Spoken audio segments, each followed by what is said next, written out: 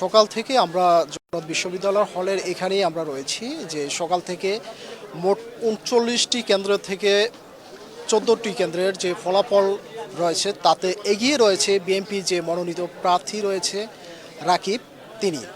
মূলত জামাত শিবিরের যে ক্যান্ডিডেট রয়েছে সে পেয়েছেন ১৪২৪ ভোট এবং বিএনপির যে মনোনীত প্রার্থী রয়েছে তিনি পেয়েছেন ১৬২৯ ভোট।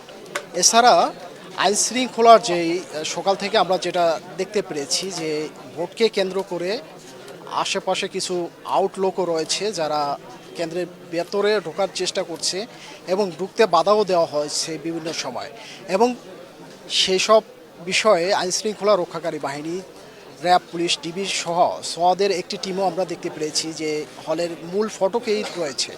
আমরা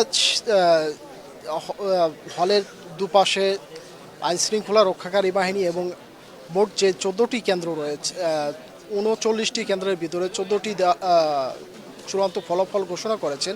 আর বাকি যে চারুকলা শিল্প সঙ্গীত বিভাগের যে তথ্য রয়েছে সেটি কিন্তু খুব দ্রুতই তারা ফলাফল ঘোষণা করবে বলে আমাদেরকে জানিয়েছে নির্বাচন কমিশনের যারা রয়েছে তারা।